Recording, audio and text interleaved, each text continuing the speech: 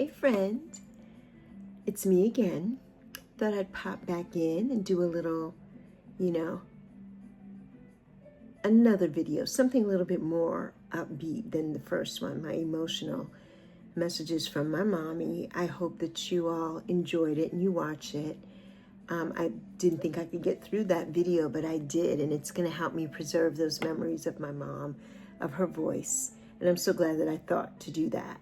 So anyway, come on back. Let's do some let them theory.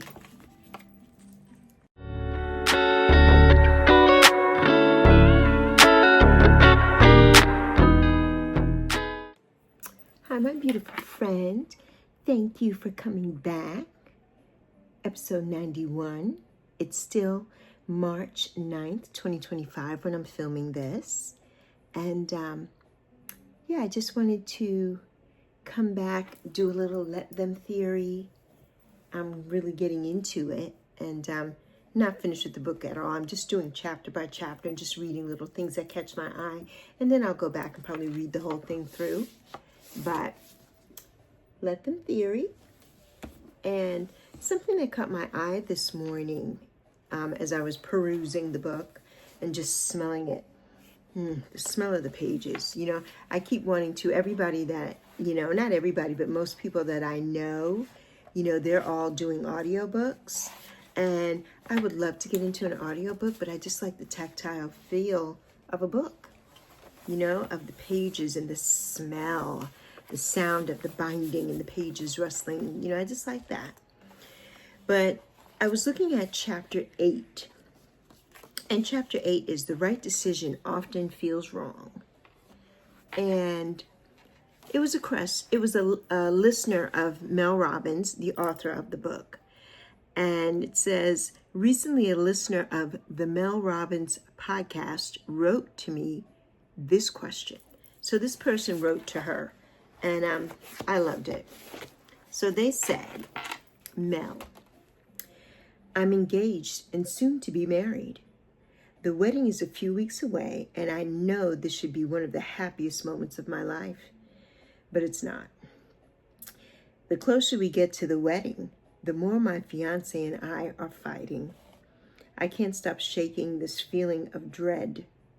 Deep down, I am afraid I am making a huge mistake. When I saw this, the first thing that popped into my mind, I don't know if you all have seen that meme. It's with a stake. It's a female, and she's wearing a stake. And it says, big mistake. Every time I see it, that pops into my head. I'm trying to make light of the situation. I don't know what to do, he says. The invitations are out. My parents and hers have already put down the deposits for everything. I don't want to disappoint my family. I don't want my parents to lose their money. I don't want to break my fiance's heart.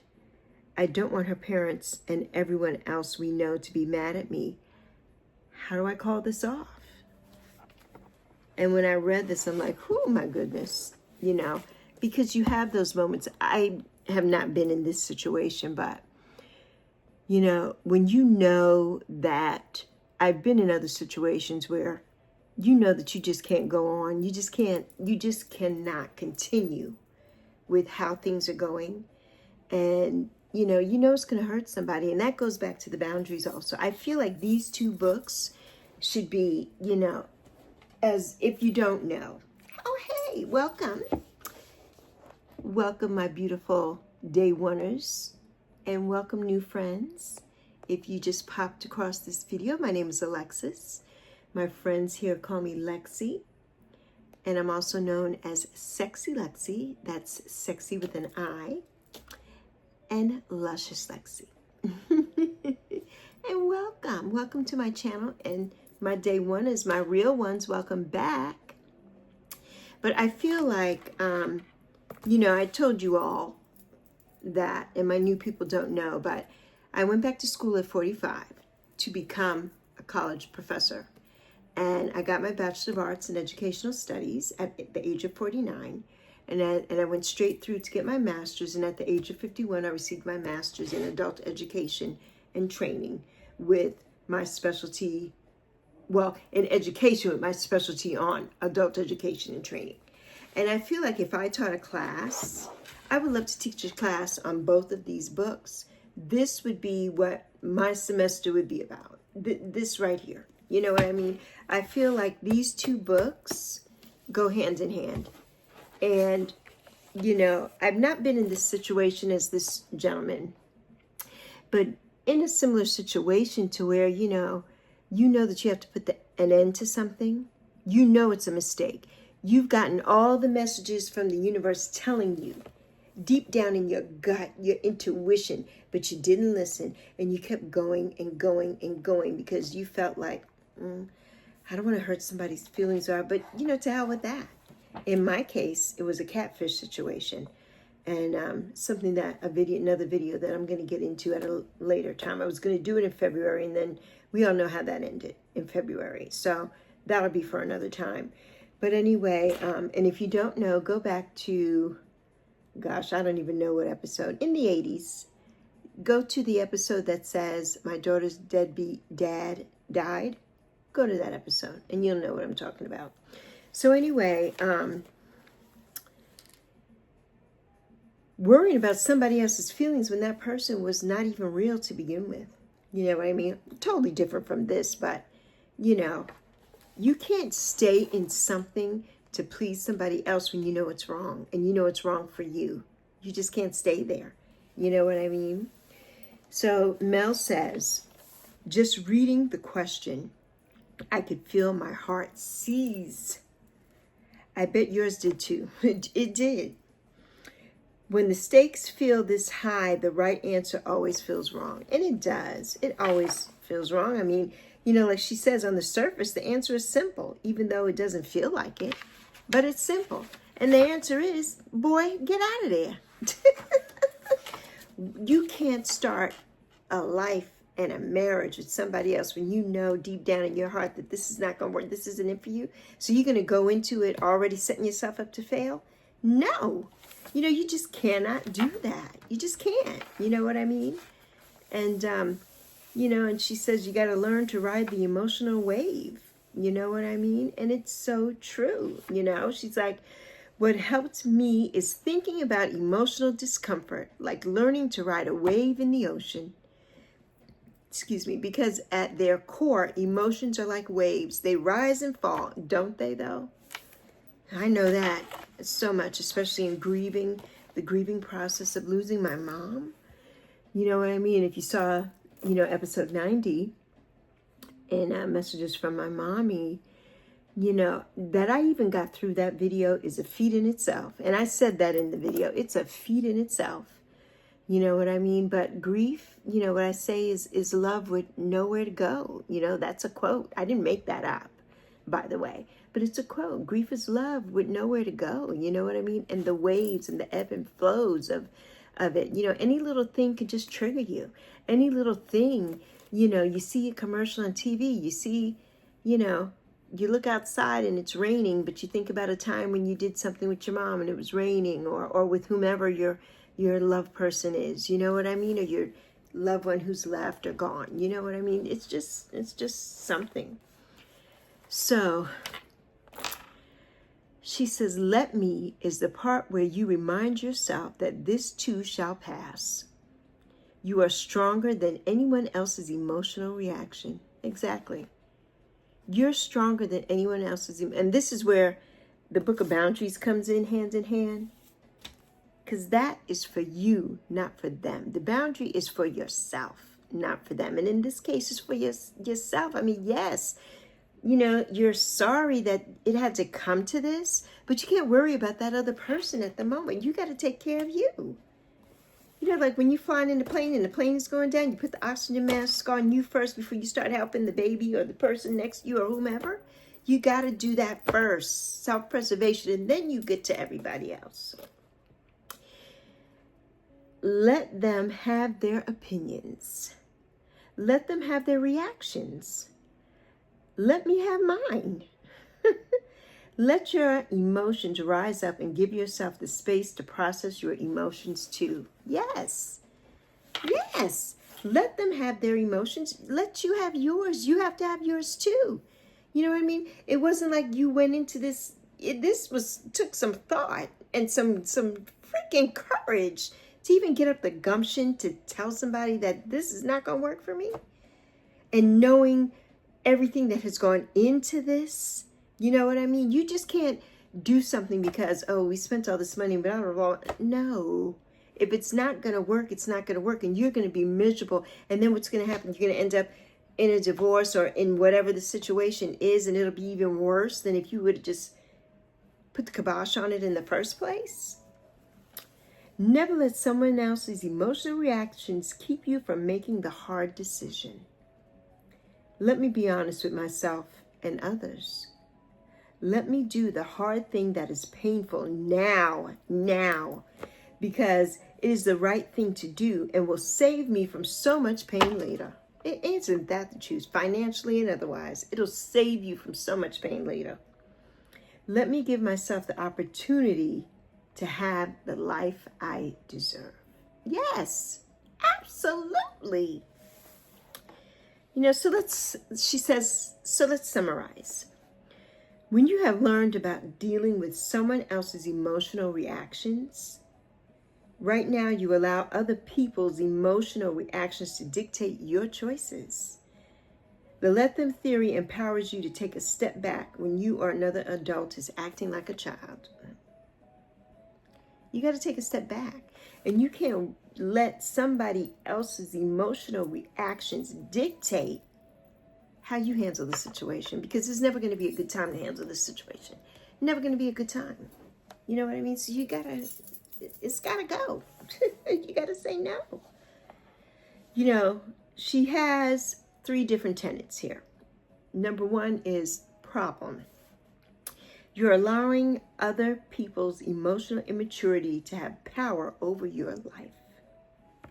You're allowing someone else's outbursts, guilt trips, and reactions to dictate your actions, leading you to constantly manage their emotions rather than focusing on their own.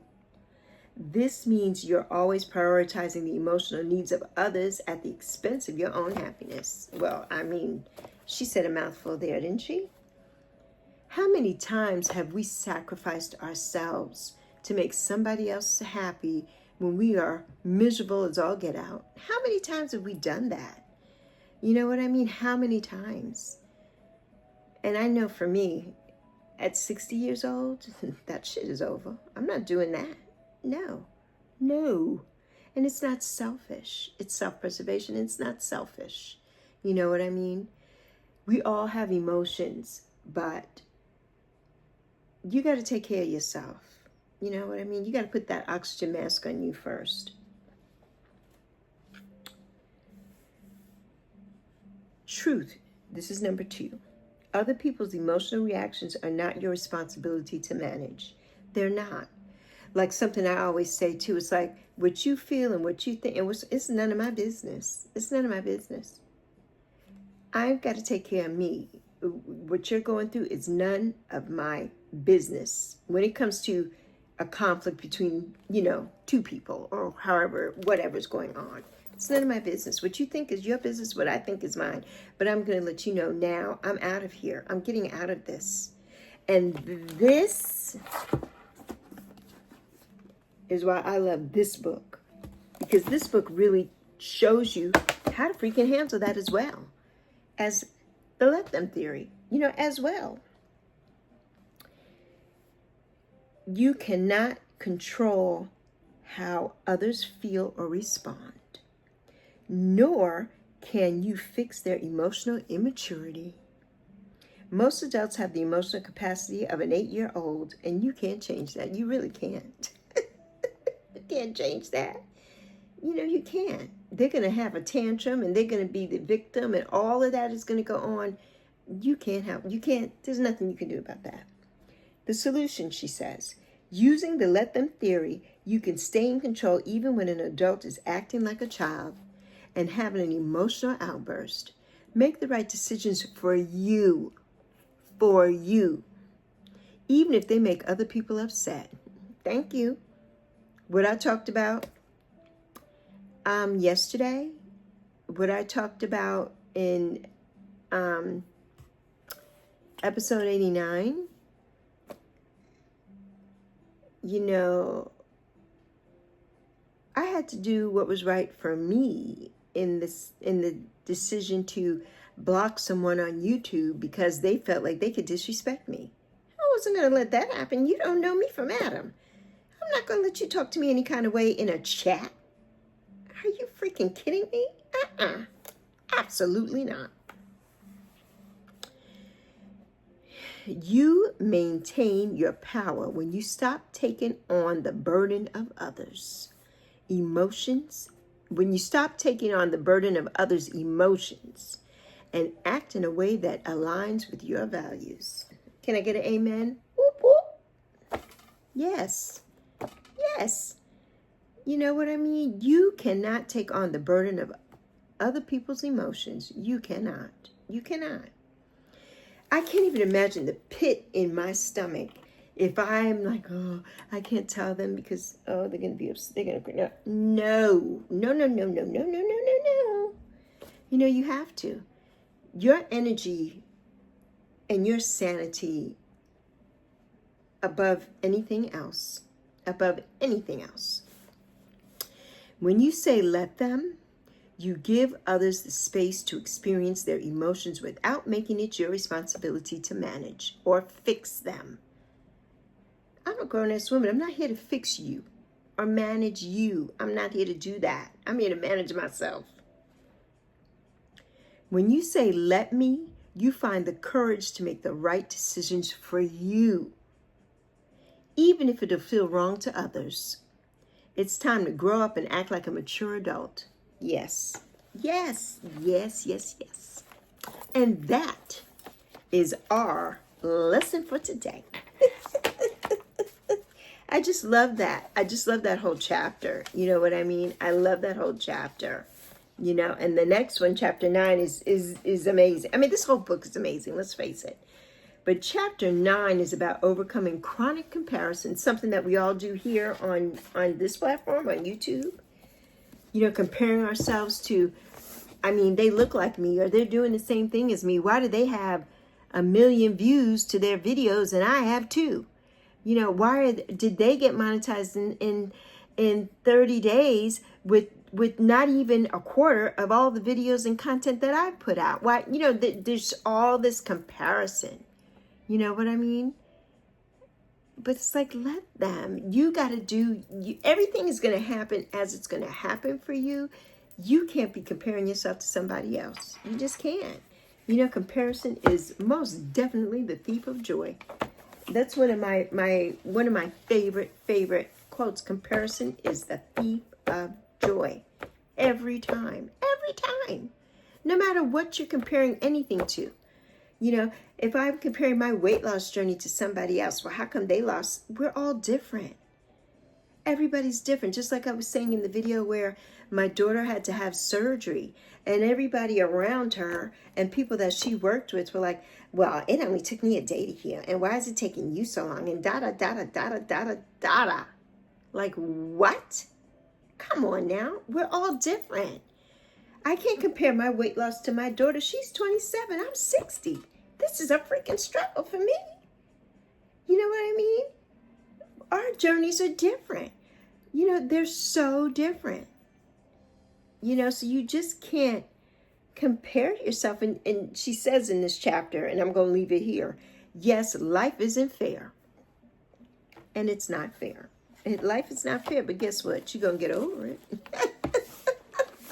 And you're going to be just fine. Just fine. So, I just love it. I love these 2 books. And I hope that you all are enjoying these little videos on these books. You know, I hope that you're enjoying them. I just love them. I love self-help books. They're one of my favorites. Self-help books and autobiographies are my faves. You know, my absolute favorites. So, but anyway, I hope you enjoyed this. And I hope you enjoy all my content. You know, I hope you do. Because I try to do something different all the time. And keep you guessing what the Lexi Talks are going to be about. So anyway, Yappy and I are signing out. Oh, and if you're new here, I forgot to introduce you to Yappy. Yappy is my personal support Chihuahua here on YouTube, and she's always here. She's always with me to brighten the space up with her pink sparkles. So anyway, love you. Deuces. Love you plenty, and I hope you enjoy the rest of your day and you get some rest today. You have a smile on your face. Hopefully something in this video gave you something to smile about. And until next time, love you plenty.